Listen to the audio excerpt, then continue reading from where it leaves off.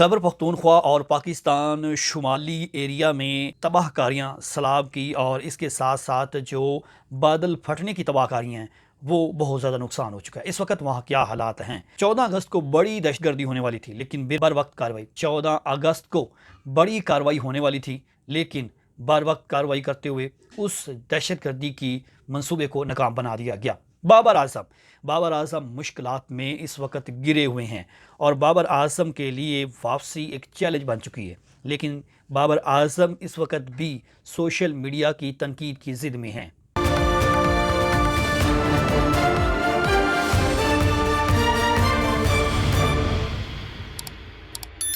अस्सलाम वालेकुम, मैं हूं सुहेल अब्बास बलोच और अहम तरीन ख़बरों के साथ आपकी खिदमत में हाजिर हुआ हूँ। आज की धमाकादार ख़बरें आपके साथ शेयर होंगी लेकिन रिक्वेस्ट है, अभी तक आपने चैनल को सब्सक्राइब नहीं किया हुआ तो रिक्वेस्ट है मेरी, चैनल को सब्सक्राइब कर लें, वीडियो को शेयर और लाइक भी कर दीजिएगा। आज की जो अहम तरीन ख़बर है उसमें खैबर पख्तूनख्वा में और पाकिस्तान का जो शुमाली इलाका है, पाकिस्तान शुमाली जो है वहाँ पर बारिशों की शदीद बारिशें हो रही हैं और शदीद बारिशों और बादल फटने तबाहकारियों की वजह से जो है वहाँ के रहायशियों को शदीद मुश्किलात का सामना करना पड़ रहा है। सिर्फ बात यहाँ तक नहीं रुकी, बुनेर जो है, बुनेर में 1 घंटे में 150 मिलीमीटर से ज़ायद बारिश हुई, बस्तियाँ उजड़ गई, आबादियाँ उजड़ गई, पहाड़ों से सैलाबी रेले जो हैं उन्होंने तमाम रास्ते जो हैं वो मुनक़ता कर दिए हैं। 300 से ज़ायद अफराद अपनी ज़िंदगी की बाजी हार चुके हैं, हज़ारों अफराद बेघर हो चुके हैं और ऐसी सूरत हाल में इमदादी कार्रवाइयाँ तो जारी हैं, हुकूमती सतह पर भी और अस्करी सतह पर भी। फ़ौजी दस्ते जो हैं वो भी इमदादी कार्रवाइयाँ और रेस्क्यू ऑपरेशन में हिस्सा ले रहे हैं लेकिन बदकिस्मती से सैलाबी रेले गुजरने की वजह से वहाँ पर रास्ते मुकम्मल तौर पर तबाह हो चुकी हैं। उन तक पहुँचने के लिए जो है वो अब इमदादी कार्रवाइयाँ हों या रेस्क्यू ऑपरेशन हो, उनमें मुश्किलात आ रही हैं क्योंकि ये सैलाबी रेले जो हैं वो इतने ज़्यादा थे कि वहाँ पर जितने रोड हैं, जितनी बस्तियाँ हैं, जितने घर हैं वो सब के सब उजड़ चुके हैं। अफसोस दे और इंतहाई गंभीर सूरत हाल है। इस सूरत हाल में हुकूमती अदारे और फ़ौजी दस्ते जो हैं वो ऑपरेशन में मुसलसल मसरूफ़ है लेकिन उन्हें ऑपरेशन करने में मुश्किलात पैदा हो रही हैं। ये मुश्किलात इसीलिए पैदा हो रही हैं कि जब शदीद बारिशें हो रही हों, शदीद बारिशों के बाद वहाँ पर सड़कें टूट चुकी हों, वहाँ पर पानी के दरिया हों और सैलाबी रेले जो हैं उन्होंने तमाम आबादियों को, पहाड़ी इलाकों को तबाह कर दिया हो, तो इस दौरान वहाँ पर पहुँचना भी मुश्किल है। लेकिन अब इस वक्त जो मुंतज़िर है वहाँ के लोग, मुनीर के लोग ज़्यादातर वहाँ नुकसान हुआ है और दीगर इलाका जात खैबर पख्तूनख्वा के और आज़ाद कश्मीर के गिलगित बल्तिस्तान के वहाँ पर भी नुकसान हुए हैं लेकिन बुनीर में सबसे ज़्यादा नुकसान हुआ है। अब जो बुनीर ज़िला है उसके मुख्तलिफ जो तहसीलें हैं वहाँ पर भी सैलाबी रेले और बादल फटने की वजह से वहाँ के लोगों को बहुत ज़्यादा जो है वो मसाइल से दोचारी का सामना करना पड़ रहा है। बुनेर में या दीगर इलाकों में जहाँ पर इमदादी सामान पहुँचना चाहिए अभी तक वहाँ पहुँच नहीं रहा, अगर पहुँचा है तो वो दूर दराज इलाकों में पहुँचा है लेकिन वो इलाके जहाँ पर हकीकतन में तबाही हुई है, जहाँ पर नुकसान हुआ है, जहाँ पर 300 से ज़ायद अफराद जो है वो अपनी ज़िंदगी की बाजी हार चुकी हैं और उन्हें अब ज़रूरत है वहाँ पर साफ़ पानी की, अद्वियात की, खाने पीने की और खैमों की, ये सामान पहुँचाना है अब वहाँ पर। लेकिन वहाँ पर क्योंकि पहुँचाने में सामान में मुश्किलात हो रही हैं, रास्ते टूटे हुए हैं और वहाँ पर पहुँचना जो है मुश्किल हो चुका है। लेकिन बहरहाल इस सूरत हाल में वहाँ के लोगों का, लाखों की तादाद में लोगों का जो है वो नुकसान हुआ है और ये तकरीबन इसका अज़ाला जो है वो अब कई मज़ीद महीने लग जाएंगे इसको दुरुस्त करते हुए, इसको ठीक करते हुए और उन लोगों को इस मुश्किलात से बाहर निकालते हुए। ये इमदाद जितनी भी दी जाए लेकिन वहाँ के जो रास्ते हैं उनकी इतनी सूरत हाल ख़राब है, अबतर है कि वहाँ पर लोगों के लिए पानी की सहूलत हो, खाने की सहूलत हो, खैमों की हो, ये सब के लिए वो तरस रहे हैं। लेकिन हुकूमती सतह पर ऐलान भी किए गए हैं, तंजीमें जो समाजी है वो भी कोशिश कर रही हैं लेकिन वो पहुँच पा नहीं रही। सबसे बड़ी बात है इस वक्त, एक तरफ तो ये ज़रूरियात जो हैं अशिया खुरूनोश ये पहुँचाना है, दूसरा उनके लिए रहने के लिए छत नहीं है। खुले आसमान तले जो है वो हज़ारों अफराद बेरोज़गारी की सूरत हाल में खुले आसमान तले बादल बरसते हैं और बादल फटते हैं वहाँ पर और वहाँ पर ये सूरत हाल है और वहाँ लोग मुंतज़िर हैं माली इमदाद के भी और इन ज़रूरियात के जो मैंने आपको बताई हैं। और वहाँ पर अगर आप देखें और जायज़ा लें, यकीनन ये बयान करना तो आसान है लेकिन वहाँ पर पहुँचना इंतहाई मुश्किल है। और उनके जो दर्द है उनमें हम बराबर के शरीक तो ज़रूर हैं, लेकिन वहाँ हमारा कहीं न कहीं से हिस्सा पहुँचना चाहिए, डोनेशन में या फिर इमदादी सूरत-ए-हाल में हम वहाँ पहुँचना चाहिए और पहुँच कर अपने मुसलमान बहन-भाइयों की मदद करनी चाहिए। और वो मुतासरा इलाके जहाँ पर ये सूरत-ए-हाल बनी है, अब वहाँ पर महकमा मौसमियात का ये कहना है कि 2 सूरत-ए-हाल है जी। एक सूरत-ए-हाल ये है कि वहाँ पर मौसमियाती तब्दीली है।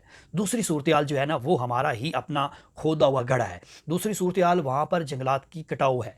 अब जंगलात का कटाव होने की वजह से, जंगलात ख़त्म होने की वजह से ये जो पानी बारिशी था या दीगर पानी था वो रैले की शक्ल इख्तियार करता गया। अगर वहाँ पर जंगलात की कटाई न होती तो दरख्त ये पानी सारा जज़्ब कर लेते, लेकिन बदकिस्मती से हमने दरख्तों की कटाई को जो है वो ज़रिया माश बना लिया, रोज़गार बना लिया, तजारत बना लिया और इंसानी जानों का ज़िया आज हमें एहसास हो रहा है कि जंगलात की कटाई उसको रोकना चाहिए, इसका तदारुक होना चाहिए। बहरहाल ये पानी उन दरख्तों ने जज़्ब करना था जिनको काट दिया गया और वो रेले जो हैं वो बनकर ये बस्तियाँ की बस्तियाँ, घर के घर जो हैं वो उजाड़ दिए गए।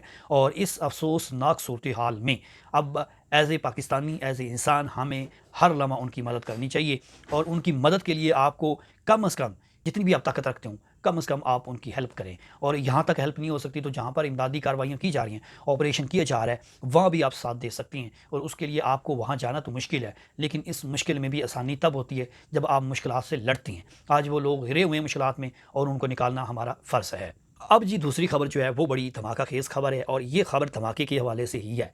बलूचिस्तान में एक यूनिवर्सिटी के टीचर हैं, एक यूनिवर्सिटी के लेक्चरर जो कि गिरफ़्तार हो चुके हैं और पुलिस ने उनको गिरफ़्तार किया और पुलिस ने गिरफ़्तार किया काज़ी उस्मान काज़ी को। अब उस्मान काज़ी जो हैं बलूचिस्तान में एक यूनिवर्सिटी है जिसमें लेक्चरार के तौर पर जो है वो अपनी खिदमत अंजाम दे रहे हैं, लेकिन उनकी जो इरादे या उनकी जो नीयत है इस पर जो है वो हुकूमत के मुताबिक इंतहा पसंद है।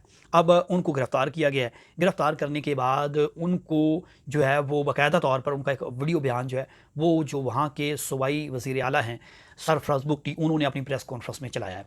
उस्मान काज़ी जो हैं ये लेक्चरार तो वहाँ पर थे ही, लेकिन इनका एक इंतहा पसंद, शिद्दत पसंद जो तंज़ीम है मजीद ब्रिगेड उसके सीनियर कमांडर के साथ रब्ता था।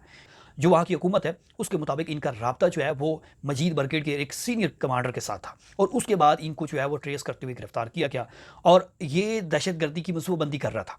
ये सूबाई जो हुकूमत के वहाँ पर वज़ीर आला हैं सरफ़राज़ बुगटी बलूचिस्तान के, वो ये सारा किस्सा भी बयान कर रहे हैं और बता भी रहे हैं कि ये जो मजीद ब्रिगेड है इंतहा पसंद जिसको दहशतगर्द तंजीम करार दिया गया है उसके सीनियर कमांडर के साथ इनका रब्ता था और ये 14 अगस्त के रोज़ जो है वो दहशतगर्दी की प्लानिंग कर रहे थे और मनसूबा कर रहे थे। अगर इनको गिरफ़्तार ना किया जाता तो 14 अगस्त जो यौम आज़ादी था वो खून रेसी पर जो है वो साबित हो सकता था और खून रेसी वहाँ हो सकती थी। 14 अगस्त को यौम आज़ादी का जो दिन है वो खून में तब्दील हो सकता था। लिहाजा इनकी वीडियो जो है वो जो वहाँ पर जो सरफ़राज़ बुगटी हैं उन्होंने अपनी एतराफ़ करते हुए उनकी वीडियो जो है वो लाइव प्रेस कॉन्फ्रेंस में दिखाई है और बताया है कि ये जो उस्मान काज़ी है ये जो है वो दहशतगर्दों के साथ राब्ते में थे, तंजीम के साथ। लेकिन इनकी इस बात पर जो है वहाँ के लोग जो हैं वो मान नहीं रहे हैं, वो इसको गलत करार दे रहे हैं। वहाँ का कंसेप्ट, वहाँ के लोगों की जो राय है वो ये है। लेकिन दूसरी जानब सियासी मुबशरीन जो हैं वहाँ पर वो खदशा पैदा कर रहे हैं, उनको खदशा हो गया है कि इन हालात में अगर ये सूरत हाल बनती है, अगर वाकई सच में जिस तरह से हुकूमत कह रही है अगर वो दहशतगर्दी में मुलविस थे तो अब तलीमी अदारों में दहशतगर्द या इंतहा पसंद जो हैं वो मजबूत होते जा रहे हैं या उनके जो नौजवान हैं उनके ज़हनों में इस तरह की जो है वो सोच जो है उनकी लाई जा रही है, जिसका तदारुक होना ज़रूरी है। यानी कि इस तदारुक के लिए हर मुमकिन कोशिश होनी चाहिए ताकि काती निगरानी भी की जाए और निसाब में तब्दीली भी की जाए और इस पर जो है वो कड़ी नज़र रखी जाए। तो बहरहाल ये उस्मान काज़ी जो है वो गिरफ़्तार हो चुकी है, पुलिस ने गिरफ़्तार किया, वहाँ की हुकूमत ने सारा इस पर जो है वो ब्रीफिंग दी है। लेकिन ख़ास खबर ये है कि हमारे तलीमी अदारों को बचाया जाना चाहिए है। हाल अब हम तीसरी खबर की तरफ चलते हैं और बाबर आज़म को जो है वो बड़ा आपको पता है कि मैच में चौके छक्के देखने के लिए शायकीन क्रिकेट बेकरार रहते थे, लेकिन बाबर आज़म जो है वो गुमनाम हुए में न सिर्फ गुमनाम है बल्कि उनको जो है वो टीम से भी निकाल दिया गया और अब T20 जो है उसके लिए उनकी वापसी के दरवाजे जो हैं वो खोलने का इशारा मिला। अभी खोले नहीं है, इशारा मिला है। बाबर आज़म को कहा गया कि भाई अगर तो आप तेज़ तरीन T20 में रन बना सकती हैं तो फिर वापस आएँ, वरना आपकी कोई जगह नहीं है। सोशल मीडिया पर शदीद तनकीद की जा रही है कि बाबर आज़म जो है वो लंबी इनिंग्स तो खेलती हैं लेकिन तेज़ रन जो है वो नहीं बनाती है। उनको रन रेट में जो है वो मुश्किलात हैं और T20 में तेज़ तरीन खेलने वाला बल्लेबाज की कामयाब है।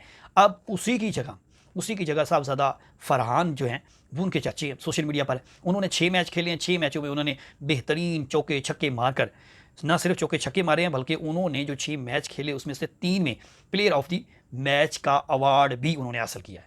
साहबजादा फरहान के चर्चे ज़्यादा हैं, लेकिन जो बैट्समैन हैं बाबर आजम, उनको बोर्ड ने ये वाज़ेह किया है कि अगर आप अच्छा खेल सकते हैं, यानी कि तेज़ तरीन रन रेट बना सकते हैं, तो फिर आपका दरवाज़ा खुला है, वरना आप जो हैं वो बाहर ही रहें। बाबर आजम के हवाले से सोशल मीडिया पर जो है वो दिलचस्प तबसरे हो रहे हैं, तबसरे भी नहीं हो रहे बल्कि उन पर तनकीद भी की जा रही है, और इसलिए तबसरे हो रहे हैं क्योंकि बाबर आजम जो है वो बेहतरीन बैट्समैन में उनका शुमार होता है। पाकिस्तान के जो बेहतरीन बल्लेबाज हैं उनमें उनका शुमार होता है, और इसीलिए अब उनका सारा कैरियर जो है वो T20 पर है, मुनहसर है। बाबर आजम बेहतरीन बैट्समैनी पर है। अगर बल्लेबाजी अच्छी कर लेते हैं, खास तौर पर बल्लेबाजी अच्छी कर लेते हैं, लेकिन वो T20 में अच्छा नहीं खेल पाते।